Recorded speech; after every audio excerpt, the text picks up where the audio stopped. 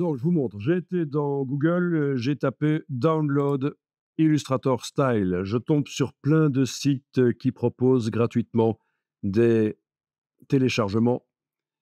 Euh, J'aurais pu ajouter le mot free. Bon, par la partie images, je peux aller voir les différents résultats. Ça m'évite de devoir aller sur chaque site, ouvrir et voir ce qu'ils ont à proposer. J'aurais pu bien sûr préciser ce que je voulais. Si je tape vintage, je vais obtenir des choses qui sont plutôt à l'ancienne. Donc tout ça, c'est des styles graphiques Illustrator. Et donc, c'est intéressant tout ce qu'on vient de voir maintenant pour comprendre comment les choses fonctionnent, mais il n'est pas interdit, bien sûr, et c'est même logique d'aller chercher des choses existantes, et c'est encore mieux si on sait les modifier, les adapter.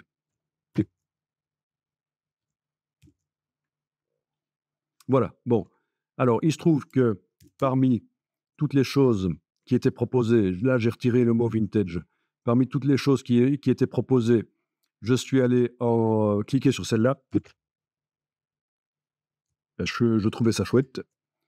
Ça m'a ouvert des pages et petit à petit, je suis arrivé à une page de téléchargement et j'ai téléchargé et j'ai obtenu un zip que j'ai mis dans le dossier avec lequel on travaille. Le voilà. OK. Alors avant de dézipper, c'est toujours une bonne chose de mettre le zip dans un dossier parce qu'on ne sait pas ce qui va sortir de là. Pas ça. Donc, fichier, nouveau dossier.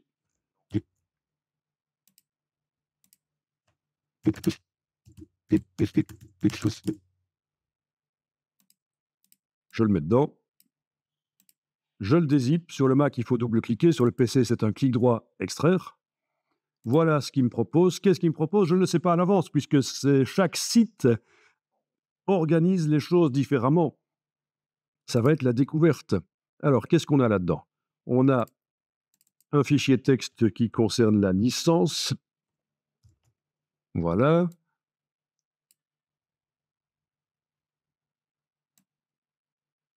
Donc, OK. Il faut se méfier un peu du texte ici pour voir s'il n'y aura pas. Oui, ils disent juste que si on cite la source, c'est apprécié, mais c'est pas obligatoire apparemment.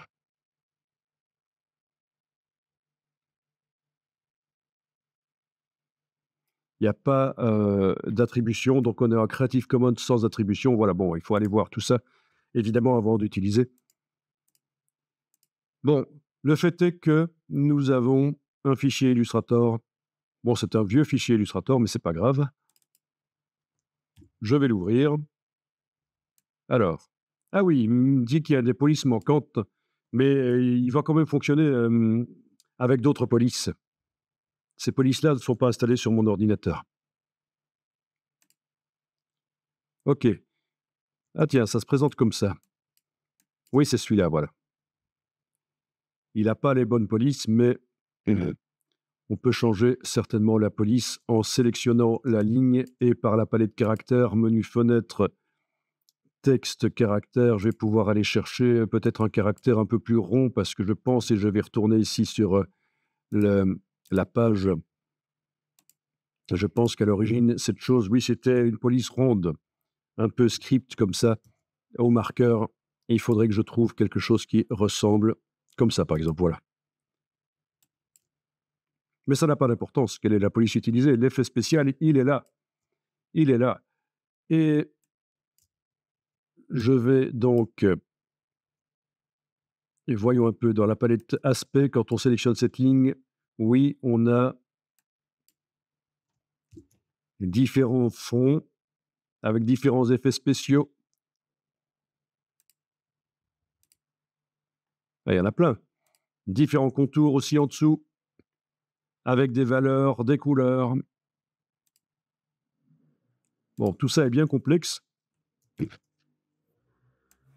Et alors, là, logique que j'ai appliquée sur mon propre texte là, pour tester s'il ne serait pas bien à différentes dimensions en gardant les contours de la même épaisseur. Je vais le faire ici. Je vais agrandir le plan de travail. Je vais mettre une copie de ça ici. Voilà. Dans les préférences générales, ceci doit être décoché, mettre à l'échelle les contours et les effets, puisque le but est de tester ce que ça donne à différentes tailles. Je le déplace avec la touche Alt.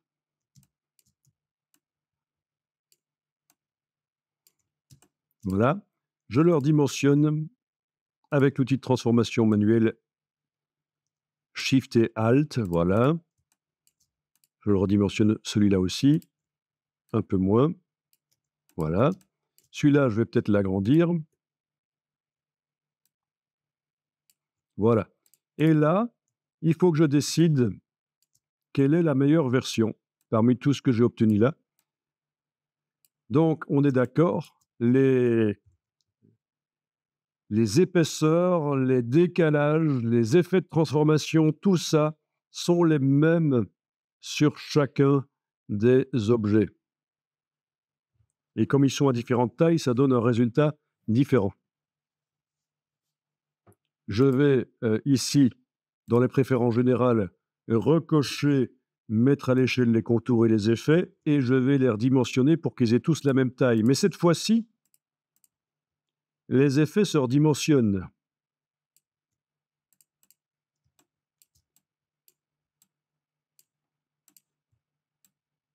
À peu près la même taille. On n'est pas à un détail près.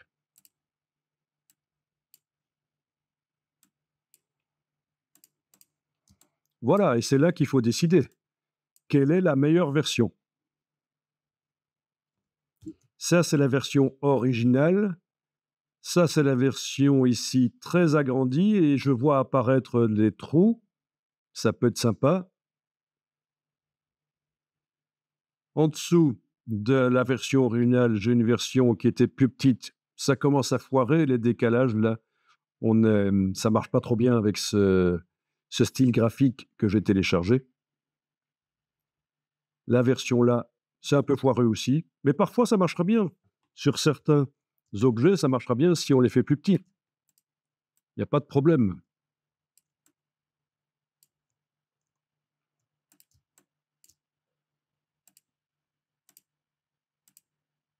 Sans mettre à l'échelle les contours et les effets. Voilà. Ben voilà, celui-là, ça marche pas trop mal quand on fait plus petit.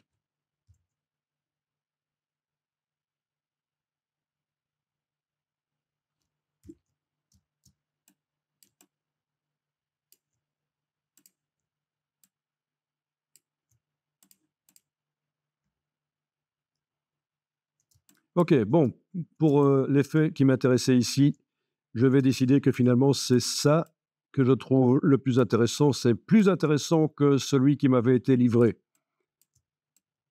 Ok, je le sélectionne, je le copie, édition copier, je fais un A4 qui est vraiment un format standard, un A4.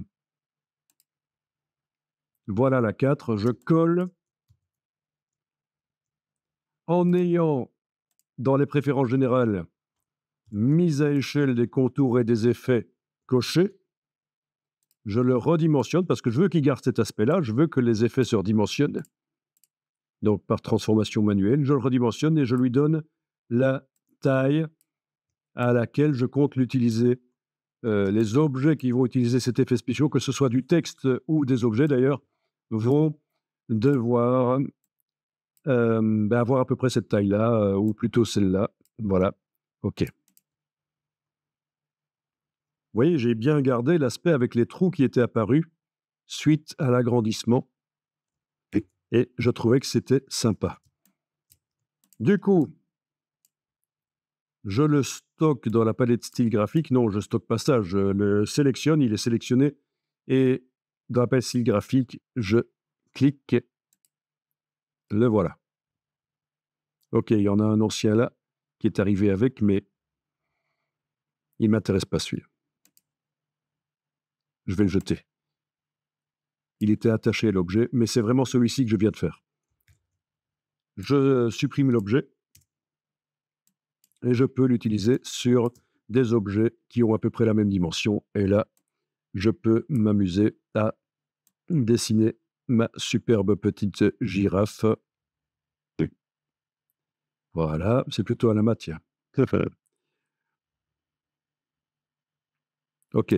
Et je teste qu'est-ce qui se passe si j'applique, ça ressemble à une main, c'est pas grave. Si j'applique l'effet spécial sur cet objet, ben voilà, j'ai ce que je voulais obtenir. OK. Sur du texte.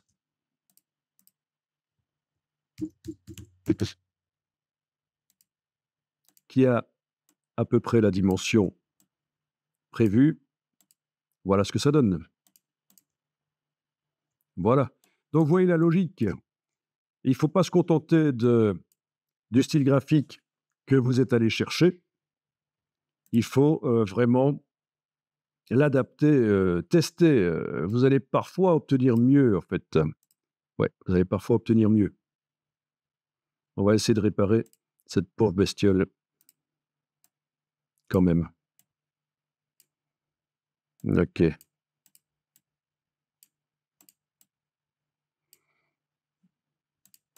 Petit coup de marionnette, voilà. OK. Donc,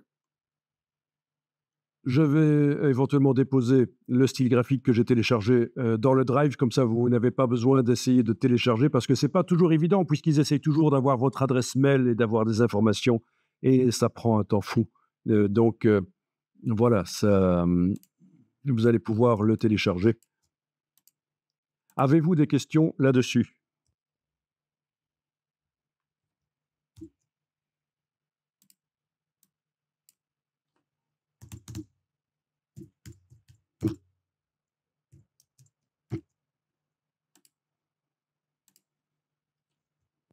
Alors quelque chose que j'aimerais vous montrer, c'est ceci.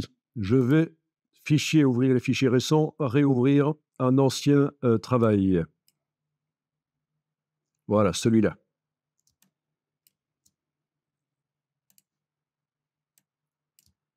Je voudrais pouvoir tester sur ce genre de forme ici, voilà, les 3 formes que je viens de faire avec l'outil géométrique et que je sélectionne en les englobant là. Je voudrais pouvoir leur appliquer le style que j'ai obtenu sur mon autre dessin ici. Voilà, ça. Comment faire? Eh bien ça, on n'a pas encore vu parce que si vous allez dans la palette style graphique ici, vous trouvez plein de styles graphiques, mais évidemment pas le style graphique que j'ai fait dans l'autre document. Les palettes style graphique, comme toutes les autres palettes de Illustrator, montrent ce qui concerne le document qu'on est en train de regarder. Donc c'est très simple en fait. Pour arriver à transférer dans ce document-ci le style de la girafe, il suffit d'utiliser un objet qui va servir de transporteur. Il y a d'autres manières de le faire, mais ceci, c'est la manière la plus simple. Je sélectionne soit la girafe, soit le texte, peu importe, je sélectionne un objet qui utilise le style. Donc en principe, ah tiens, la girafe n'utilise pas vraiment le style, je vais réessayer, lui appliquer, si elle utilise. Donc, quand j'active la girafe, oui, ça s'encadre. Quand j'active le texte, ça s'encadre. Oui, c'est bien le style-là qui est utilisé par les deux. Donc, n'importe lequel des deux, je le sélectionne. Édition, copier. Je vais dans le document, ici. Édition, coller. Et normalement, vous devriez voir apparaître le style ici. Donc, édition, coller. Voilà, la girafe est là. Elle ne m'intéresse pas, je la supprime, toute suppression. Par contre, le style qui a été transporté par la girafe, il est là. Je n'ai qu'à sélectionner mes formes, leur appliquer le style, Et voilà. Et vous avez donc vu comment on transfère un style d'un document à l'autre avec un objet transporteur qu'on copie-colle et l'objet, on le supprime. Le seul but, c'est qu'il ajoute le style dans la palette des styles. Si l'objet avait été collé et que le style n'était pas arrivé, il lui aurait suffi qu'en ayant l'objet sélectionné, j'aille cliquer sur le signe ici et il se serait mis. Parfois, ça ne marche pas toujours. Voilà, je pense que donc tout ça vous permet d'être vraiment très créatif. Les dernières choses qu'on a vues là, les contours, les tests, et les transports de style d'un document à l'autre, aller chercher des choses sur le web aussi. Donc tout ça, ça ouvre vraiment des perspectives énormes au niveau créatif.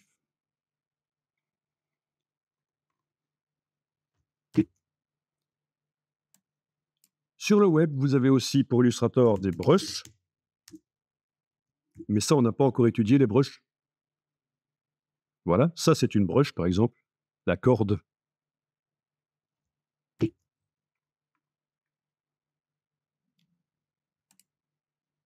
Plein de brushes. On peut les faire soi-même aussi, bien sûr. C'est intéressant de savoir comment les faire soi-même pour arriver à utiliser correctement celles que vous allez chercher sur le web. Pour comprendre comment ça fonctionne. Des brushes qui simulent du fusain. Des brushes bizarres ici, c'est des flèches. Et des ornementations. Enfin, il y en a des dizaines de milliers disponibles. Vous avez aussi des motifs. Il suffit de taper pattern, motif, et vous trouvez des dizaines de milliers de motifs Illustrator téléchargeables et modifiables. Il y a également des symboles. C'est des espèces de dessins pour faire des boutons. Des boutons d'interface web. Des clip art, des widgets, en fait, voilà, des symboles. Qu'est-ce qu'il y a d'autre disponible? Des dégradés, mais c'est moins intéressant parce qu'on peut les faire facilement soi-même. Gradient. Mais il y en a aussi plein à télécharger. Voilà, tiens, des dégradés qui font des simulations de dorure.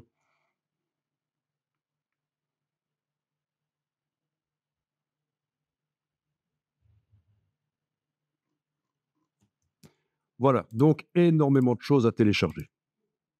Très intéressant. Et à modifier et adapter. Voilà, et vous avez vu comment on fait.